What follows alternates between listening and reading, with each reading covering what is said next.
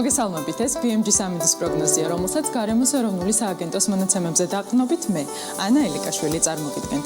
24 თებერვალს სრულიად საქართველოში უმეტეს რაიონში თოვლს უნდა ველოდოთ. შესაძლოა ქარბუქიც და ნისლიც. დასავლეთ საქართველოში ჰაერი დღისით +5 გრადუსამდე გათბება. მთიან რაიონებში 0 გრადუსი იქნება. რაც შეეხება აღმოსავლეთ საქართველოს +3 გრადუსს უნდა ველოდოთ. მთიან რაიონებში -1. რუსთავში +4, მარნეულში +1, თელავში კი 0 გრადუსია მოსალოდნელი, სიღნაღში +1, ომალოში -1 გრადუსი, ლაგოდეხში -7, ცხინვალში -2, გორში კი -1 გრადუსია მოსალოდნელი, სტეფანწმინდაში -11, ხოლო ბაკურიანში -12 გრადუსი ფიქსირდება, გუდაურში კი -14.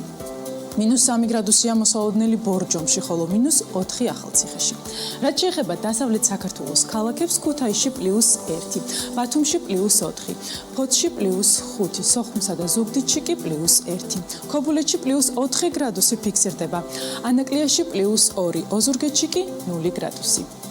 რაც შეეხება დედაქალაქს, თბილისში ჰაერი +2 გრადუსამდე გათბება. ასეთი გახლდათ ამინდის პროგნოზი საქართველოში 24 თებერვლისთვის.